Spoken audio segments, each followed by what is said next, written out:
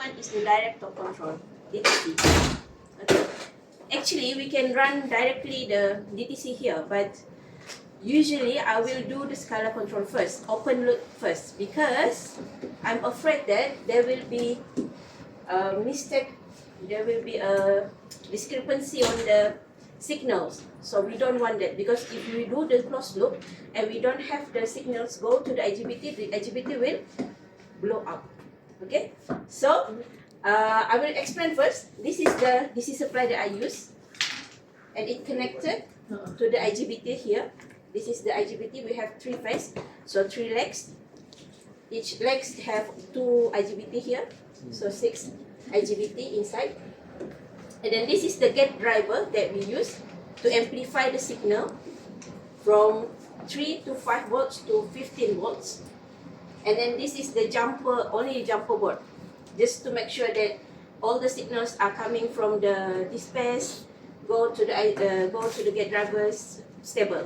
So I just do the jumper board. This is just like a simple board. And then we have this interface, dispatch, and it being connected with the DS1104 inside this PC, right? And this is the current sensor that I use. There are 2 phase. Can you see? Or you want to come more forward?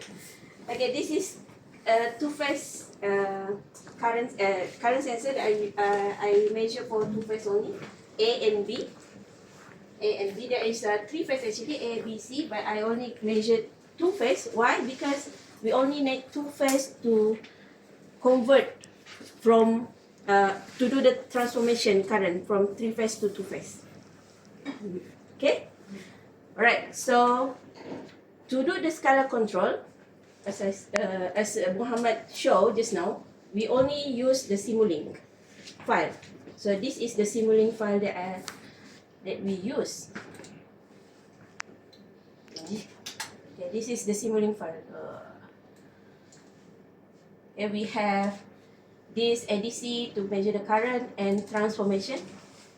So this is how we do the transformation. This is coming from, basically from the equation. ID equal to IA, then IQ equal to IA plus 2IB multiplied with Z3. 1 over Z3. So we got the IQ. So this is totally from the equation, the theoretical equation.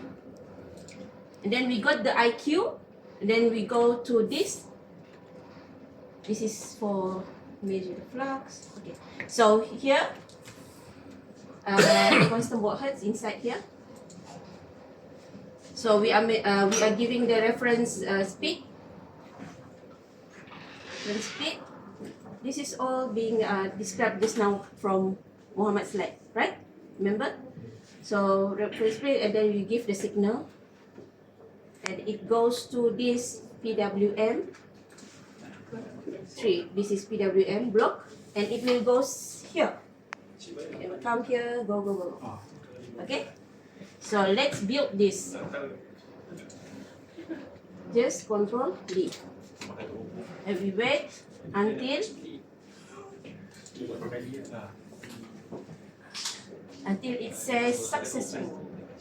Make sure when you do this compilation, make sure that this control desk is offline, okay? Not online. Then it will give successful.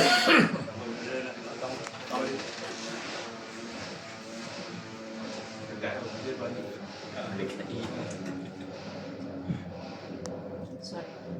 Tunggu. Wait.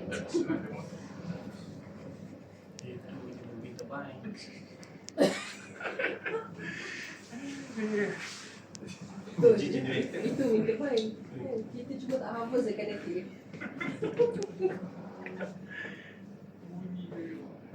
I want PC. Don't embarrass me. Okay, done. So it says successful, and then you go here, you go online. Okay, you go online, and then we start online. Alright. So this is the control desk. Why there is so many quick scope? Because I want to see the signals. So basically, If we click start measuring, it will give signal, but there is nothing signal here because we didn't turn on this power supply. Alright? So we give some voltage here.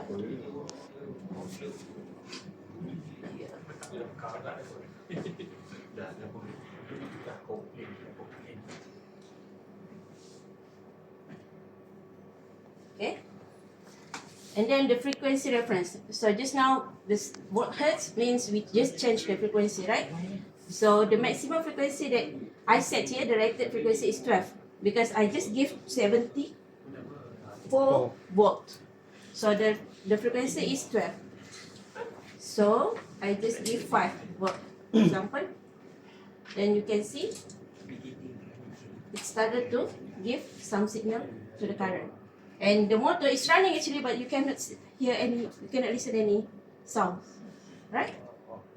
And then give 10, for example, or approaching to maximum.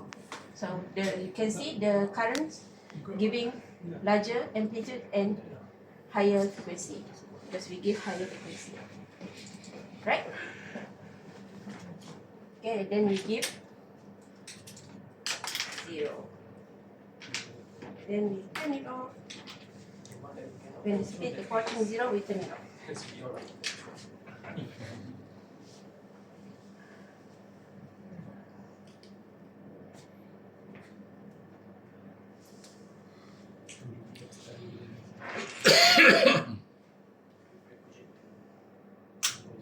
So from this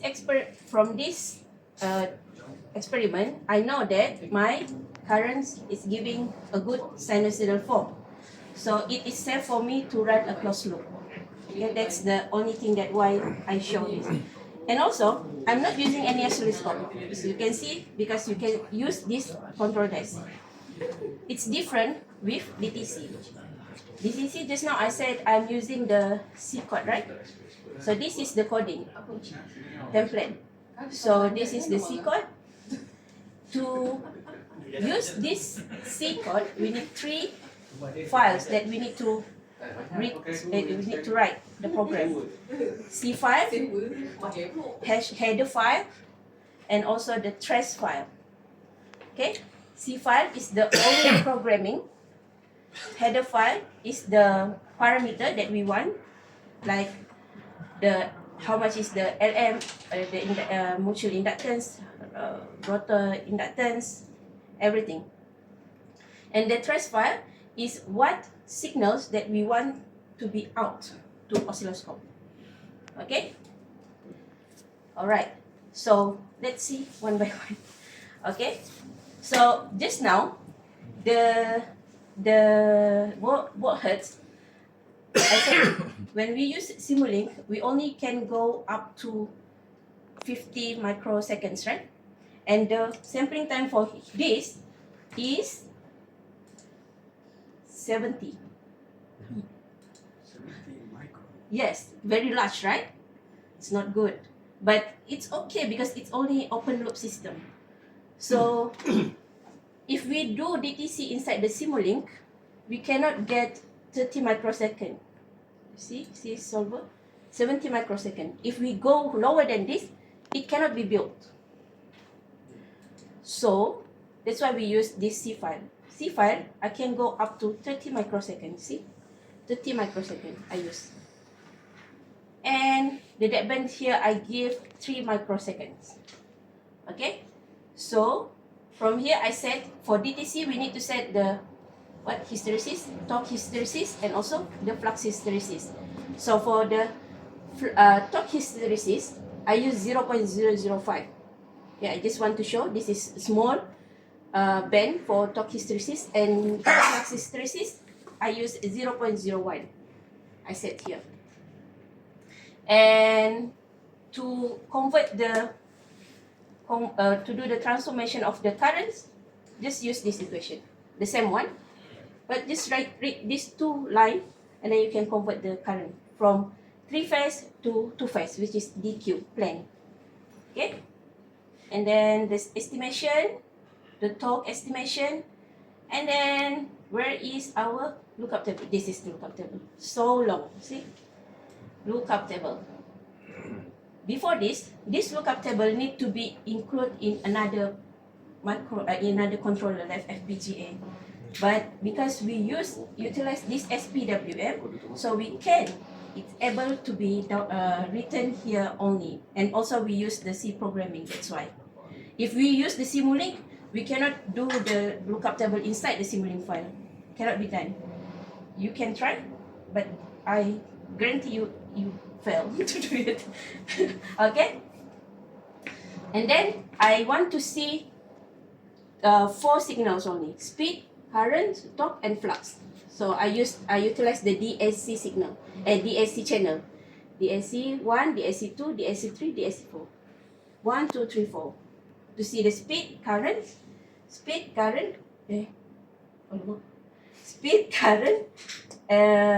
torque, and flux. You will see here later. Alright? So now we have this C file, and how we can download it to the dispatch. We need to use this command prompt. This command prompt, if we use recent 2022 dispatch above, we can just type CMD. It will give the command prompt for dispatch and RCP for HIL. But if we use lower than that, the command prompt need to be set up inside the PC. Okay, so we take out this, and then we find the file, and then we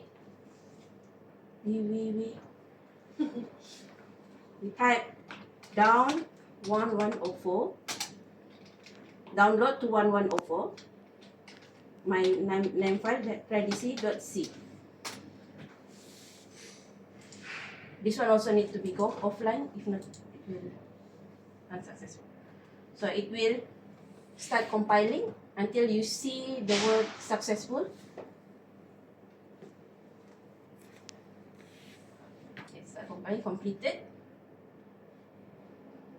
Okay, done. So you go to control desk. This is the baud hertz. We need to open the control desk for DTC. This is my control desk for DTC. As you can see, there is not much you can see here, control desk.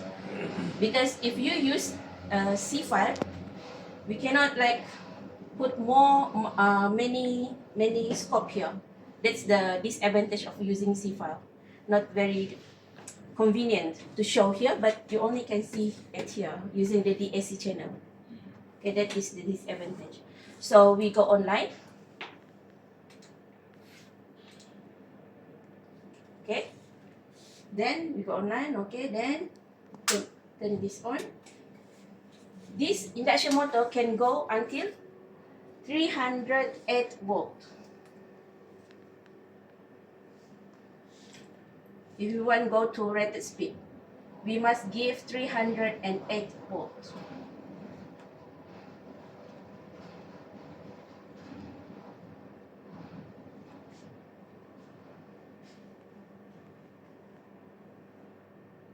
Okay. Then from 0, you can go up to 150. And here, sound. DTC, this is this advantage of DTC, a lot of noise. And you can see here, this is the speed from 0 to 150. This is the current, torque, and this is the flux. We reverse speed very fast, right? Okay.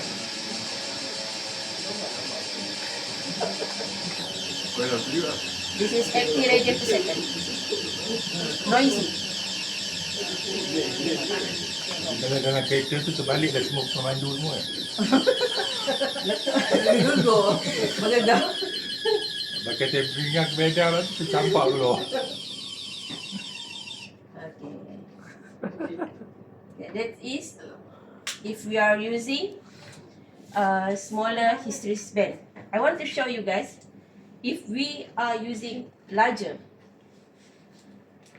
There is still noise, but boleh lah sikit. Let's give it 0.25. Ni larger hysteresis lah ni. Ni large. Tadi small, tadi kecil. Sekarang kita buat yang larger sikit. So every time we change the parameter, we need to save it. And another disadvantage is we need to make sure that it becomes 0 first before we run any program. If not, your gate driver will be blow. It's like what happened to to me last time. Honestly, I already blow this IGBT like 2 times because I didn't make sure this becomes 0 first, and I just changed the coding. Okay? Because if we give the signals, we give the voltage, but we don't give the signals, the IGBT will turn on, but there's no signal. So that's why it becomes short circuit and it will blow up. Okay? So wait until we can compile it. Any question before that? Yeah, just now the Scala control, right? It looks like, because in the class we say need 5 seconds to slow down, right? But just now looks like you need longer time, 10 seconds. Yeah, because the frequency, the rated frequency that I choose is 12 volts, 12 hertz only. 12 hertz. We can go to 50 hertz, Mm. and then the DC supplies need to be 308. Okay, okay. But just now I want to give just a smaller voltage, so that's why the rated hertz becomes lower. Okay. Lower. Okay. Okay. And any other question?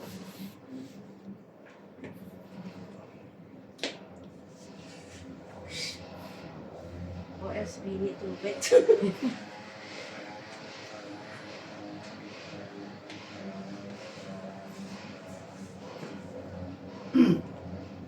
And also, if you want to see like this now, I show you guys the lookup table, right?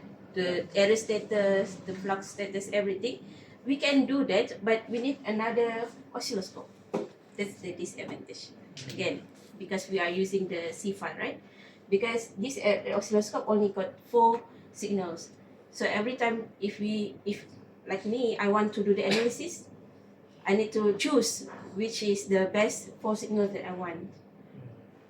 Need another oscilloscope or bigger oscilloscope. Like Genetron have 8 channels. 8 channels. Yeah. So we can use another oscilloscope. Very good oscilloscope. We're good to go. So we go offline here. Then again, we already changed it.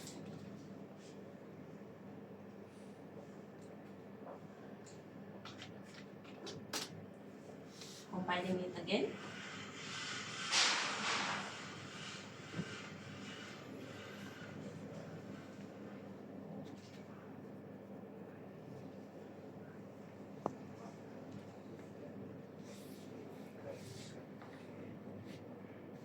Okay, done. So we go online. Every time if we change the program, it will give this prompt. If it doesn't give this prompt, it means that just now the program the coding is not being changed at all. Okay, all right. So now turn it on.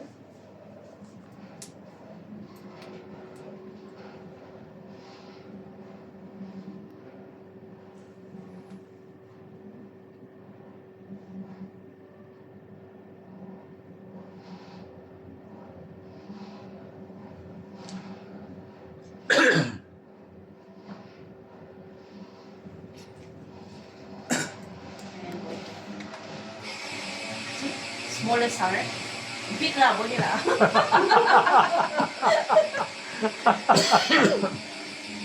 Not too noisy as Not previous too one. noisy.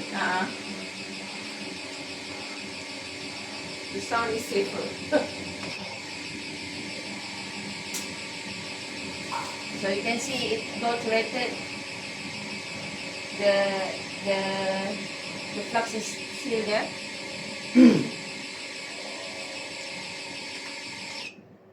Oh, Yeah. very nice. So if we are using another controller like a predictive, the one that Prof Nick just said just now, predictive torque control, no sound at all. Seriously, no sound. Predictive torque control. but we didn't cover it in this course. So again, is it the sound is because the frequency you set, The switching frequency and Switching also the frequency. ripple the ripple at your current at the top. at the top? The sound, because this is moving, so it is the top. Okay, The top. okay. So this now when we put smaller, small hysteresis band, the sound is very noisy, right? Yeah. Because the top ripple is larger. If you count the top ripple, it is larger, and also the switching frequency is very high. That's why the sound is like that. But high pitch. But if we use the larger top hysteresis band, the ripple becomes smaller and the switching frequency becomes lower. So that's why it's like that. Just curious, we all know, right, the inverter will never come a perfect AC. Perfect. I see. Agree? It's always the current like that, Yeah. right? So if you see a noisier current, does it also cause a noisier motor? Just curious. Noisy current, noisy. Okay, Yeah. since we are applying our inverter Yeah. to the highly inductive loop, Yes. okay, so Yes. supposedly the current will not go to that level that normally is very distorted. Oh. The current, when we apply to the highly inductive load, that particular inductor together with the internal resistance Yeah. is actually become their internal filter. Mm. Then they filter out all the unnecessary harmonics, Yes. especially at the very high frequency. So that's why when we are applying our DTC or FOC, okay, and the switching frequency, we try to put it as high as we can, Yes. so that the amount of inductance and resistance that needed to suppress all the harmonics is smaller, which is enough catered by that inductive load. Oh, that is a relationship. Okay. So that's why when you see the motor control, Yes. there is no filter attached to them, unless we want to put it at a synchronous machines that need to attach to the grid. Then we need to have the filter, because grid have a very clean Yes. sinusoidal, Yes. so we cannot interrupt them. Okay. So we need to have a filter in order to connect or synchronize with them. Okay. Okay. Okay. Yeah. Thank you. Yeah. Okay. So then, Then I just want to say that just now I said we need to be very careful, right? We need to turn this on first, make sure the signal is coming here first. But you know what? If you are using HIL, if you are using HIL, we can convert all this into this one, and there's no worry at all. The hardware gonna blow up. Seriously. okay. Tomorrow we cover that. Tomorrow we cover about the high Just give high. So today actually, Prof Nick want to demo his field-oriented control. Okay. But unfortunately, a minute before I bring you guys here, his gate driver blow. Yeah. Okay, so he cannot demo his work, but we have another plan where we have Sajad's project, which related to the electric vehicle. So let's move to his station.